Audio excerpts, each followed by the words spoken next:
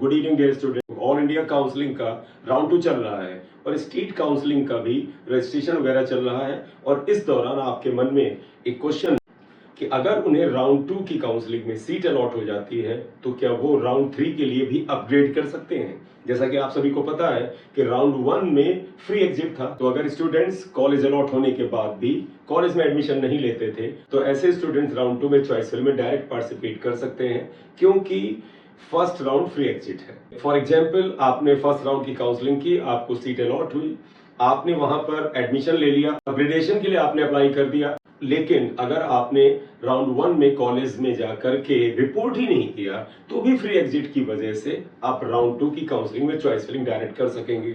आपको किसी भी तरह का रजिस्ट्रेशन राउंड 2 में फिर से नहीं कराना होगा, सिक्योरिटी मनी भी आपको फिर से नहीं जमा करनी होगी। लेकिन फिर भी आप सबके मन में एक क्वेश्चन आ रहा है कि क्या राउंड 2 में भी सीट अगर अलॉट हो जाए तो क्या हम काउंसलिंग की राउंड 3 के लिए अपग्रेडेशन के लिए जा सकते हैं। इस तरह के कई सारे क्वेश्चंस जो दिमाग में हमारे कहीं ना कहीं से बैठे हुए हैं, इन्हीं सभी क्वेश्चंस का आंसर इस वीडियो में देंगे। तो इस वीडियो में आप एंड तक बने रहिए, आपकी सारी की सारी क्वेरीज यहाँ पर जो होंगी फुलफिल हो जाएंगी। यहाँ पे देखिएगा, यूपी डीजीएमई ने जो एक्चुअल ब्रोशर जारी किया वहीं से हमने इंफॉर्मेशन को उठाया है। तो फर्स्ट राउंड की काउंसलिंग के बेटे आप रूल देख लीजिए। राजकीय तथा निजी क्षेत्र के मेडिकल कॉलेजों, डेंटल कॉलेजों हेतु प्रथम चक्र की काउंसलिंग द्वारा आवंटित मतलब अलॉटेड या प्रवेशित, यानी अगर बच्चे को सीट अलॉट भी हुई थी और उसने एडमिशन भी ले लिया है, student has completed the admission in that medical college, तो आवंटित ऑब्लिक प्रवेशित अभ्यर्थियों को निःशुल्क निर्गमन यानी फ्री एग्जिट की सुविधा होगी। अर्थात प्रथम चक्र की काउंसलिंग से आवंटन के पश्चात यदि अभ्यर्थी द्वारा प्रवेश नहीं भी लिया जाता है तो उसकी धरोहर राशि वापस कर दी जाएगी, यानी सिक्योरिटी मनी जब्त नहीं होगी। तो राउंड 1 का क्या है, आपको सीट अलॉट हो गई, आपने कॉलेज में जाके एडमिशन ले लिया, उस स्थिति में, और दूसरी स्थिति कि आपको सीट अलॉट हुई लेकिन आपने जाके कॉलेज में एडमिशन नहीं लिया तो भी आपको फ्री एग्जिट मिल जाएगा और आपकी सिक्योरिटी मनी जब्त नहीं होगी। नेक्स्ट पॉइंट है कि प्रथम चक्र की काउंसलिंग से निःशुल्क निर्गमन यानी फ्री एग्जिट की सुविधा प्राप्त अभ्यर्थी द्वितीय अथवा तृतीय चक्र की काउंसलिंग में पुनः प्रतिभाग कर सकता है। तो ऐसा बच्चा जिसने फर्स्ट राउंड में फ्री एग्जिट कर लिया है वो सेकेंड राउंड में या थर्ड राउंड में सीधे पार्टिसिपेट कर सकता है। सो आप इस पॉइंट को ध्यान रखिएगा, यानी आपने फर्स्ट राउंड में फ्री एग्जिट ले लिया था, अब सेकेंड राउंड की काउंसलिंग चल रही है, आप आइए, आपको फ्रेश रजिस्ट्रेशन नहीं कराना है, आपका जो रजिस्ट्रेशन अमाउंट पहले जमा किया था वही अभी वैलिड है, सिक्योरिटी मनी भी जब्त नहीं हुई है, आप काउंसलिंग करेंगे सेकेंड राउंड में। सेकेंड राउंड की काउंसलिंग के दौरान आपको ये सारे के सारे शुल्क जमा नहीं करने होंगे। आप अगर सीधे थर्ड राउंड की काउंसलिंग में जाना चाहते हैं राउंड 1 के फ्री एग्जिट के बाद तो वो भी आप कर सकते हैं। बेटा द्वितीय चक्र की काउंसलिंग पर आपका फोकस ज्यादा होगा क्योंकि वही काउंसलिंग चल रही है, तो इसके भी पॉइंट समझ लीजिए और साथ ही साथ थर्ड राउंड को भी समझना जरूरी है, क्योंकि सेकंड से सीट मिलकर के आप थर्ड में जाएंगे तो क्या नियम लगेंगे वो भी बड़ा इंपॉर्टेंट है जानना। द्वितीय चक्र की काउंसलिंग प्रथम चक्र की काउंसलिंग से अनअवॉन्टेड यानी अनअलॉटेड, नॉट अलॉटेड, यानी आपको कोई सीट अलॉट ही नहीं हुई क्योंकि चॉइस फिलिंग आपने इस तरह से की थी, आपकी रैंक ऐसे थी कि कोई भी कॉलेज आपको अलॉट नहीं हुआ। तथा प्रवेशित यानी ऐसे स्टूडेंट जिन्होंने प्रवेश ले लिया है, एडमिशन ले लिया है, आपको सीट अलॉट हुई और आपने कॉलेज में जाके एडमिशन की प्रक्रिया फॉर्मेलिटीज पूरी कर ली।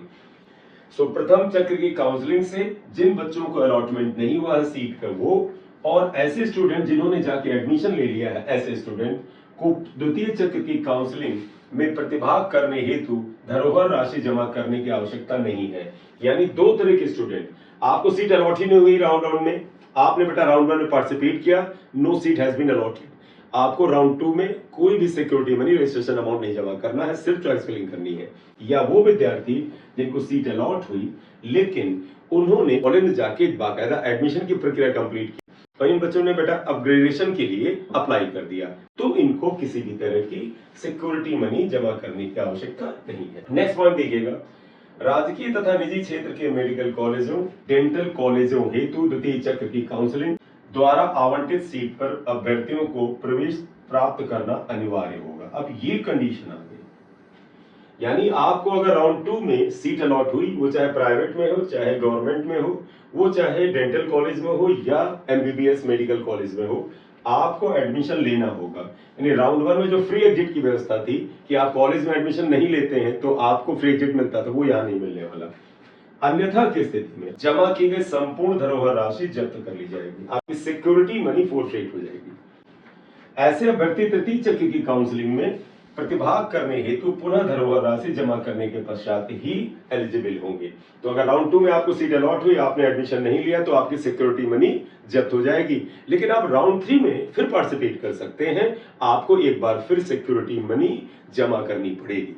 राजकीय तथा निजी क्षेत्र के मेडिकल कॉलेजों, डेंटल कॉलेजों हेतु प्रथम चक्र की काउंसलिंग से प्रवेशित अभ्यर्थी यदि द्वितीय चक्र की काउंसलिंग में पुनरावंटन के पश्चात प्रवेश नहीं लेता है तो अभ्यर्थी द्वारा जमा की गई संपूर्ण धरोहर राशि जब्त कर ली जाएगी एवं उसके द्वारा राजकीय क्षेत्र के मेडिकल कॉलेजों, डेंटल कॉलेजों हेतु प्रवेश शुल्क को छोड़कर तत्समय जमा समस्त शुल्क एवं निजी क्षेत्र के मेडिकल कॉलेजों तथा डेंटल कॉलेजों हेतु उसके द्वारा तत्समय जमा शिक्षण शुल्क वापस कर दिया जाएगा। ये थोड़ा सा कॉम्प्लेक्स है, आप इसे देखिए क्या है। राजकीय तथा निजी क्षेत्र के मेडिकल तथा डेंटल कॉलेजों हेतु यानी प्राइवेट या गवर्नमेंट दोनों के मेडिकल कॉलेज या डेंटल कॉलेज में प्रथम चक्र की काउंसलिंग से, अगर राउंड 1 की काउंसलिंग से प्रवेशित अभ्यर्थी यानी बच्चे ने एडमिशन ले लिया है, सीट मिली और उस बच्चे ने एडमिशन ले लिया था राउंड 1 में, अब उसने अपग्रेडेशन के लिए अप्लाई कर दिया था। यदि द्वितीय चक्र की काउंसलिंग में पुनरावंटन के पश्चात प्रवेश नहीं लेता है, यानी आपने राउंड 1 में प्रवेश ले लिया था, अपग्रेडेशन के लिए अप्लाई किया और आपको राउंड 2 में अपग्रेडेशन के तहत नई सीट अलॉट हो गई, तो ऐसी स्थिति में राउंड 1 की सीट तो छूट ही जाती है। लेकिन अगर आपने इसके पुनरावंटन के पश्चात प्रवेश नहीं लिया, आपने राउंड 2 में प्रवेश नहीं लिया, आपने 1 में ले लिया था लेकिन राउंड 2 में नहीं लिया, तो अभ्यर्थी द्वारा जमा की गई संपूर्ण धरोहर राशि यानी सिक्योरिटी मनी जब्त कर ली जाएगी। उसके द्वारा राजकीय क्षेत्र के मेडिकल कॉलेज या डेंटल कॉलेज हेतु प्रवेश शुल्क को छोड़कर तत्समय जमा यानी प्रवेश शुल्क जो होगा वो बेटा जब्त हो जाएगा। तत्समय जमा समस्त शुल्क एवं, अब इसके बाद ये पॉइंट आगे क्लियर होगा, थोड़ा रुकिएगा, एवं निजी क्षेत्र के मेडिकल कॉलेजों, डेंटल कॉलेजों हेतु उसके द्वारा तत्समय जमा शिक्षण शुल्क वापस कर दिया जाएगा। तो बेटा गवर्नमेंट मेडिकल कॉलेज में प्रवेश शुल्क जो होगा वो जब्त हो जाएगा, जो एडमिशन फीस है, राइट, टोटल फीस नहीं, सिर्फ एडमिशन फीस। लेकिन निजी क्षेत्र के मेडिकल और डेंटल कॉलेज में उसके द्वारा तत्समय जमा शिक्षण शुल्क वापस कर दिया जाएगा। आपने प्राइवेट के मेडिकल या डेंटल कॉलेज में एडमिशन लिया था और राउंड 2 में आप प्रवेश नहीं लेते हैं, तो फिर प्राइवेट मेडिकल कॉलेज और डेंटल कॉलेज के केस में तत्समय जमा शिक्षण शुल्क वापस कर दिया जाएगा। जो ट्यूशन फीस है वो वापस होगी और बाकी फीस वापस नहीं होगी, ठीक है। सो ये क्लॉज थोड़ा सा कॉम्प्लेक्स है। आपको अगर राउंड 2 में सीट मिलती है तो आपको उसमें एडमिशन लेना पड़ जाएगा, अदरवाइज सिक्योरिटी मनी वगैरह जब्त हो जाएगी। बेटा अगर आपको राउंड 1 में सीट मिली थी, प्रवेश लिया था, तब अगर आप आते हैं राउंड 2 में और आप वहां एडमिशन नहीं लेते हैं तो फिर और फाइन आपको पड़ रहे हैं और आपका नुकसान है। तृतीय चक्र की काउंसलिंग में देखिएगा कुछ बातें और क्लियर होंगी कि आप राउंड 2 से राउंड 3 में अपग्रेडेशन के लिए अप्लाई कर सकते हैं या नहीं।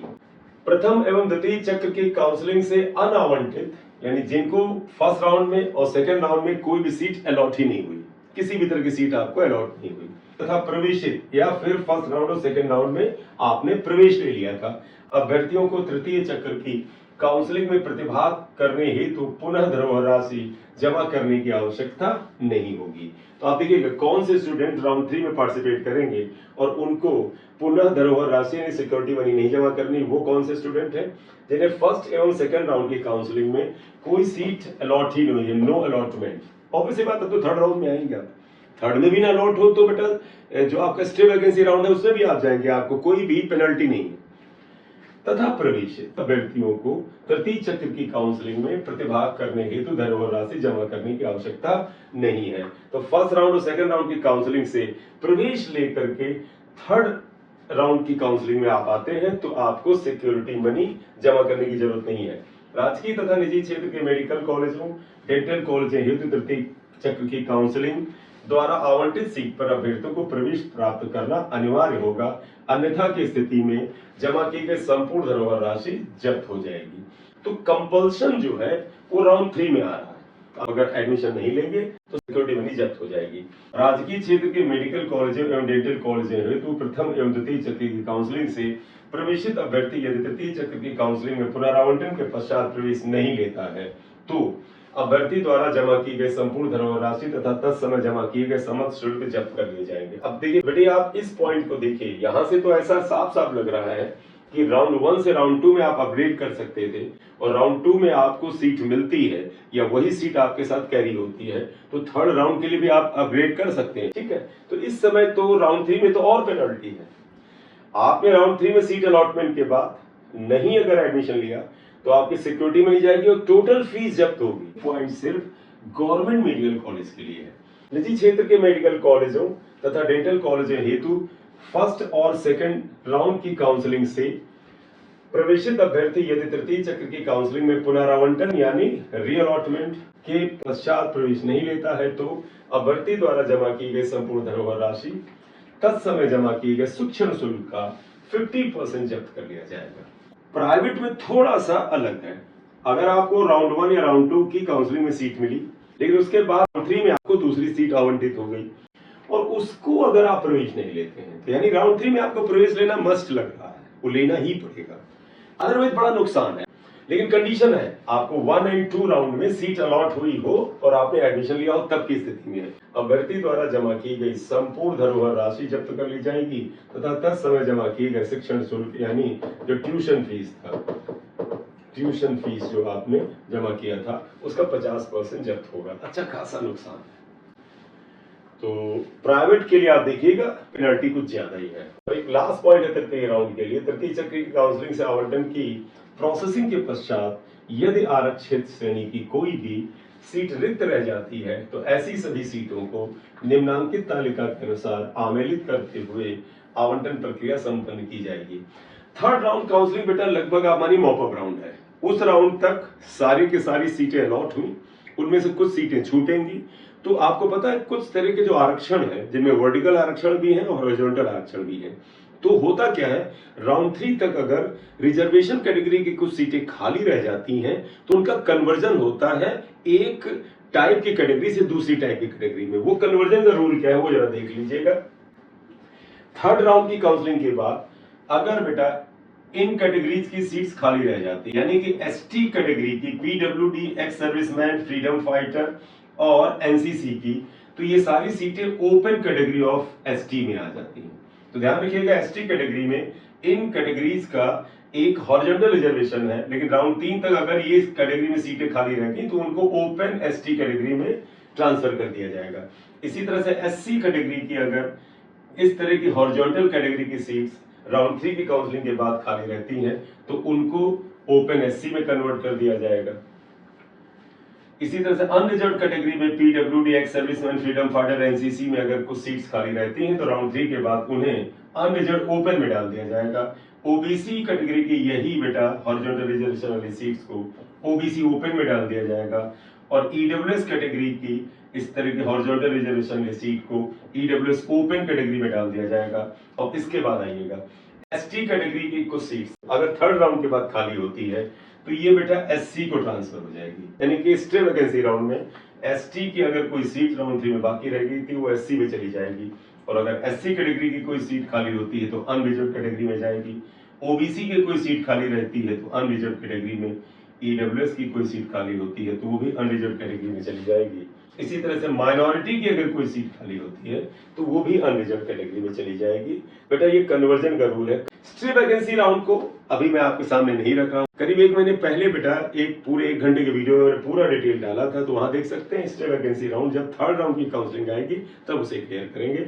तो आई होप अब एक अंदाजा आपको लग गया होगा कि राउंड 2 से राउंड 3 में आप अपग्रेड करने के लिए जा सकते हैं लेकिन उस स्थिति में आपको एडमिशन की प्रक्रिया राउंड 2 में कंप्लीट करनी होगी क्योंकि आप ऐसे कई बच्चों को क्वेश्चन थे कि राउंड 2 के बाद हमें सीट लेके क्या बैठ जाना होगा, अपग्रेड नहीं कर सकते हैं। तो यहाँ पे तो बेटा ऐसा रूल नहीं दिख रहा, हालांकि कुछ स्टेट के ब्रोशर में ऐसा रूल दिख रहा है। Thank you very much for watching video. बेटे चैनल को सब्सक्राइब कर लिया करिए क्योंकि मैंने देखा आप में से काफी बच्चा वीडियो देख भी रहा है लेकिन सब्सक्रिप्शन उतना नहीं बढ़ रहा है। Thank you very much. This is M Singh sir. Thank you.